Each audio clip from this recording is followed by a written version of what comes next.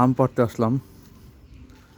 তো কেমন হয় যদি গাছে ওঠা না লাগে, হাত দিয়েই পারা যায়।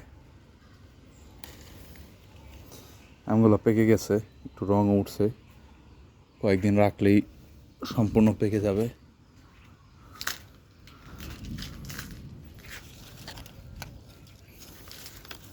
এটা একদমই পাকা।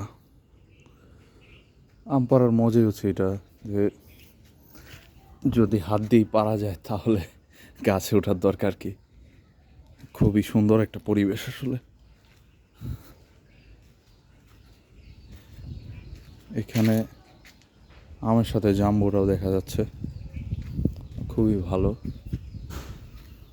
তো উপরের গোলা পাড়তে কোটা ব্যবহার করতে হবে, আর নিচের গোলা আমি হাত দিয়ে ছিঁড়তে পারবো। এই যে কয়েকটা ছিঁড়ি,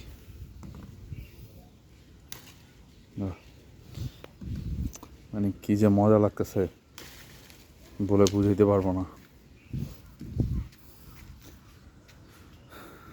তো এরকম এক্সপিরিয়েন্স কার কার আছে অবশ্যই জানাবেন।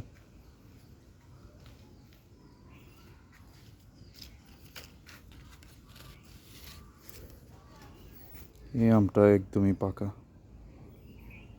খুবই সুন্দর।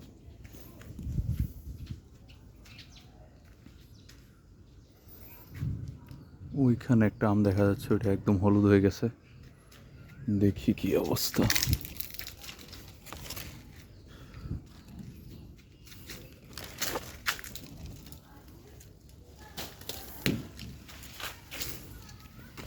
ছোঁয়া দেওয়ার সাথে সাথে পড়ে গেল। পারফেক্ট। এটা এখনই কেটে খেয়ে ফেলবো, দেখি।